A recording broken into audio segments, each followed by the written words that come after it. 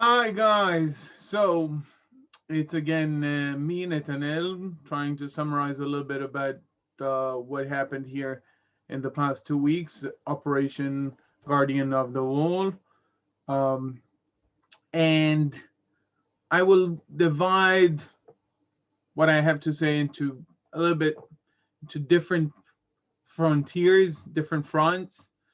The first one I think is the most obvious one: the terrorist organization Hamas, which means Harakat al Muqawama al Islamiyya, the Islamic resistance movement. It is a version of the Muslim Brotherhood in the Gaza Strip. It is currently running the Gaza Strip after it was democratically elected in 2006. And then uh,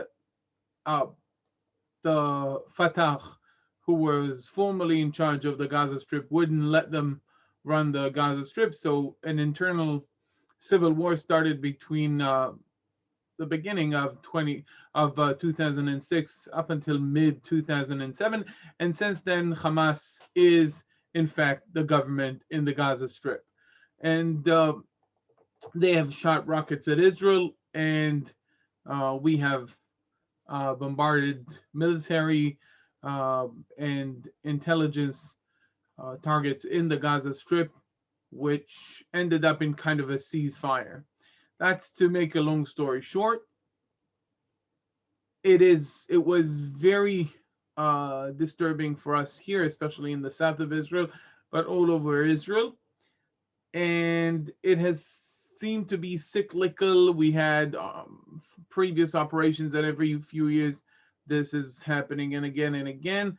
This time, the alleged reason was the tension in Jerusalem. Okay, this year, the month of Ramadan and the Jerusalem Day, the day in which we commemorate the reunification of Jerusalem according to the Jewish calendar, which is the 28th day of the month of Iyar, they coincided, and it started already before, building tension in Jerusalem. And their excuse, I think the formal excuse, is that they are defending the Al-Aqsa, the Temple Mount, or the name of the distant uh, mosque on the Temple Mount, which is called Al-Aqsa. Without getting into the historical debate, if Al-Aqsa is actually the Al-Aqsa in Jerusalem or actually in Saudi Arabia.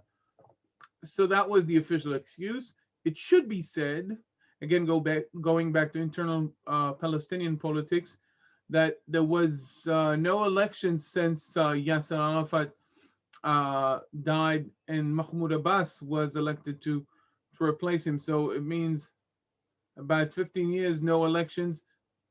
And you have to understand that there were about to be elections in the Palestinian Authority, elections that were likely to have Hamas being elected not just in the Gaza Strip, but also in Judea and Samaria. Abu Mazen, the head of the Palestinian Authority, decided to cancel or postpone the elections. And that might be the real reason for Hamas to show the Palestinians that he is the one leading the events and representing the Palestinian narrative and the Palestinian interest in attacking Israel and defending the Al-Aqsa Mosque. That's the confrontation between Israel and Hamas.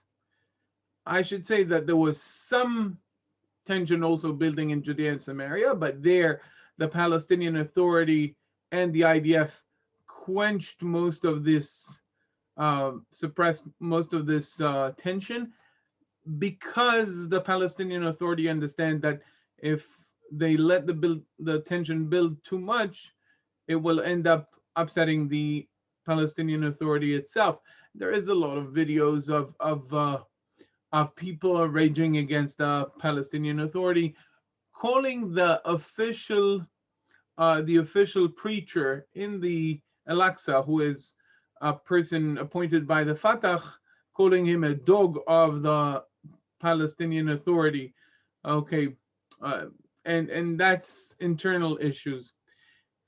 I will again touch something that was um, mild relatively. There was some tension in the northern border. A few rockets were shot by possibly Palestinian organizations that are in Lebanon, but actively Hezbollah, except for sending its men to demonstrate in the border, did not really act in this confrontation.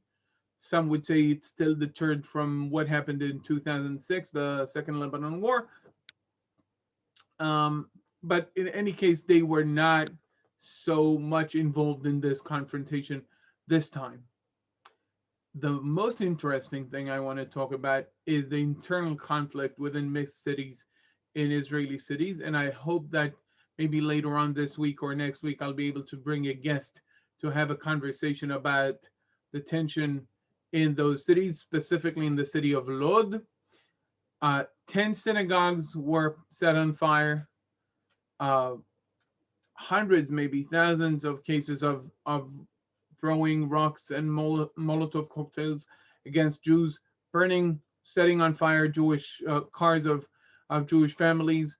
Um, Even with the neighbors telling the rioters which car belongs to Jews as opposed to which cars belongs to Arabs.